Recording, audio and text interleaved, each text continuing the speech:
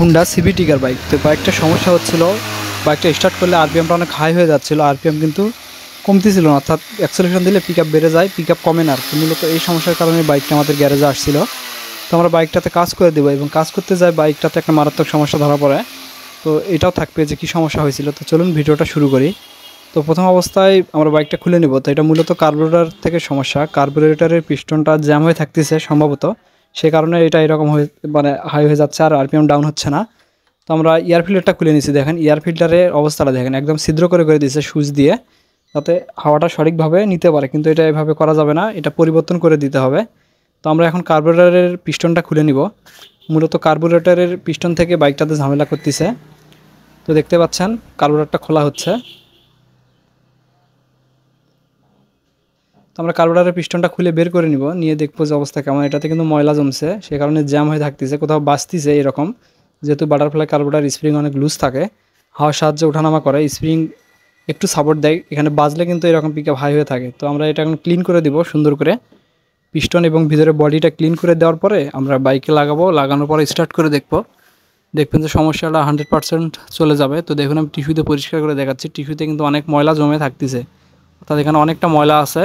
এটা মূলত air filter দিয়ে ধুলে আসার কারণে এখানে ময়লাটা জমছে। এয়ার ফিল্টারটা ছিদ্র করে দেওয়া ছিল, আমি আপনাদেরকে দেখাইছি।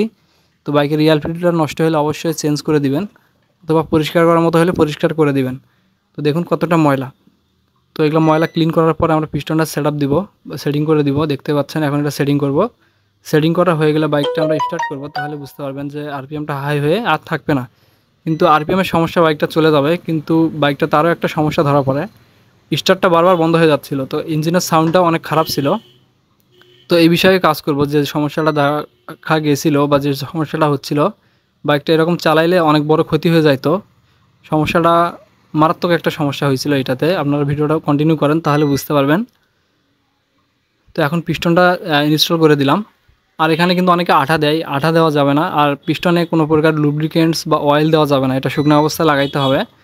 কারণ বাটারফ্লাই যদি ইঞ্জিন অয়েল বা কোনো লুব্রিকেন্টস দিয়ে আমরা পিস্টন সেটিং করি, সেক্ষেত্রে পিস্টনটা জ্যাম হয়ে থাকবে, তখন পিকআপের অ্যাক্সেলারেশনটা কমে যাবে, অর্থাৎ পিকআপ টানলে পিস্টন স্লো উঠবে এবং স্লো নামবে, সেক্ষেত্রে ঝামেলা হবে। অতএব এখানে কিছু ইউজ করা যাবে না। তো বাইকটাতে আমরা টেবিট ক্লিয়ারেন্স করে দিব, যেহেতু বারবার স্টার্ট বন্ধ হয়ে যাচ্ছিলো। তো এবং সাউন্ডও খারাপ ছিল। কিন্তু বাইকটার যখন আমরা টেবিট ক্লিয়ারেন্স করতে যাই তখন একটা মারাত্মক সমস্যা ধরা পড়ে, সেটা আমি একটা শর্ট ভিডিও দিয়েছিলাম আপনাদেরকে। তো সেটিং করা কমপ্লিট, এখন স্টার্ট করে দিয়ে বাইকটা দেখাচ্ছি। দেখেন যে পিকআপ কিন্তু ঠিক আছে, কিন্তু বাইকের সাউন্ড খারাপের কারণে স্টার্ট বারবার বন্ধ হচ্ছিল। সেজন্য ভাবলাম যে টেবিট ক্লিয়ারেন্সটা চেক দেই, যে টেবিট ক্লিয়ারেন্স সঠিকভাবে আছে কি না। তো টেবিট কভারটা খুলে যখন আমরা টেবিট ক্লিয়ারেন্সটা করতে গেলাম, তখন কিন্তু যে বিষয়টা সেটা ধরা পড়লো। এখানে কিন্তু টেবিট ক্লিয়ারেন্স ঠিক ছিল, পারফেক্ট ছিল, মাপ ঠিক ছিল, কিন্তু সাউন্ড প্রচুর খারাপ ছিল, অনেক সাউন্ড করতো, বাজে সাউন্ড। তো এরপরে যখন আমরা বাইকটা স্টার্ট করি, তখন এখানে আসল যে সমস্যাটা সেটা ধরা পড়ছে। দেখুন এটাতে কিন্তু ইঞ্জিন অয়েল উঠতেছে না, অর্থাৎ এই যে ছিদ্রটা আছে আমি দেখাচ্ছি, দেখুন এটাতে কিন্তু ইঞ্জিন অয়েল আপনার ক্যামেরা কারে উঠবে, কিন্তু সেই ইঞ্জিন অয়েলটা উঠতেছিল না, মোবাইলটা ফেল করছে, ইঞ্জিন অয়েল ঠিকমতো উঠতেছে না এই বাইকটায়। মূলত এটা একটা সমস্যা, বিশাল বড় মারাত্মক সমস্যা। তো দেখুন বাইকটা স্টার্ট করছি, এখানে কিন্তু ইঞ্জিন অয়েল ওঠে না। তো আমরা এখন ইঞ্জিন অয়েল পাম্পটা খুলে নিব। খুলে নেওয়ার পরে যে সমস্যাটা দেখলাম, অয়েল পাম্প কিন্তু ঠিক আছে, কিন্তু এখানে যে পেনিয়ামটা আছে দেখুন, পেনিয়ামের বুশটা উপরের দিকে স্লিপ করেছে, ঘাট হয়ে গেছে, সে কারণে কিন্তু অয়েল পাম্পটা ঠিকমতো ঘুরে নেয়, এই কারণে ইঞ্জিন অয়েল ঠিকমতো ওঠে নাই। তো এটা এরকম করে সিজ করার বা স্লিপ করার একটা কারণও আছে। এখানে বাইকটা যে অয়েল স্টার্নারটা আছে, স্টার্নারের অবস্থা একদম খারাপ, কখনো হয়তো ক্লিন করানোই হয়নি, এমন হয়েছে স্টার্নার একদম ফেটে গেছিলো। আমি আপনাদেরকে দেখাচ্ছি, দেখুন ভিডিওতে আছে এটা। তো অয়েল পাম্পটা কিন্তু ঠিক আছে, অয়েল পাম্পের সমস্যা নাই, কিন্তু এখানে স্টার্নারটা আমি বের করতেছি। দেখুন অয়েল যে ছাঁকনি বলা হয়, এটা দেখুন একদম জ্যাম লাগে গেছে, দুই পাশ থেকে অনেকটা জ্যাম।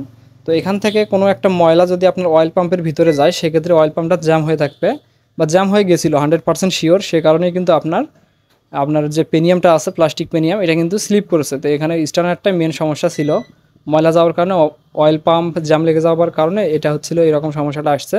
তো যাই হোক, আমরা এখন একটা নতুন অয়েল পাম্পের পেনিয়াম লাগাবো। লাগানোর পরে দেখতে পাচ্ছেন বাইকটা স্টার্ট করছি, এখন কিন্তু ইঞ্জিন অয়েল একদম পারফেক্ট উঠতেছে।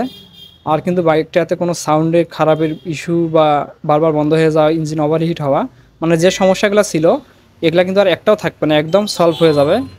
তো দেখতে পাচ্ছেন এটা কিন্তু একদম ওকে আছে এখন।